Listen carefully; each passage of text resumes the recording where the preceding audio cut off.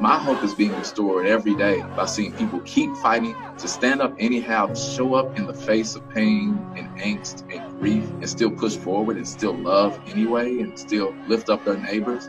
That's what we do in Kentucky.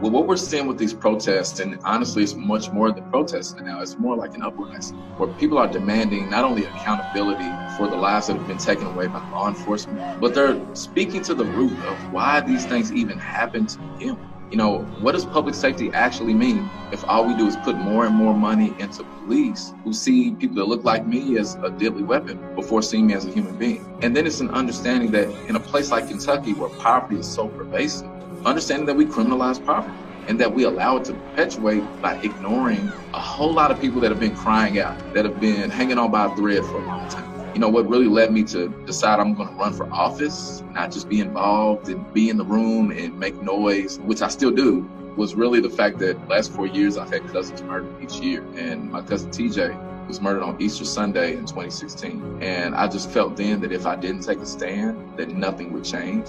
And, you know, from then it's been no turning back. For folks who feel frustrated and fearful and worried and are losing hope, I would say I understand. And I feel that too.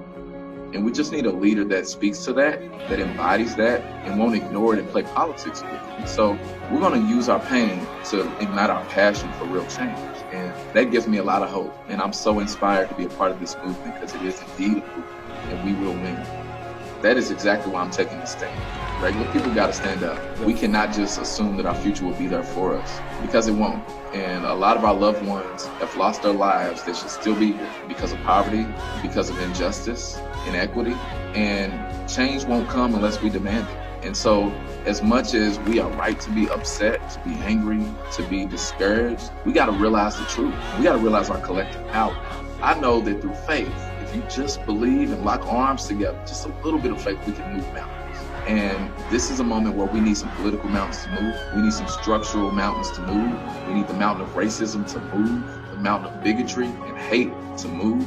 And we're going to win for it. We're going to lead for it right here in Kentucky, even in Kentucky, especially in Kentucky.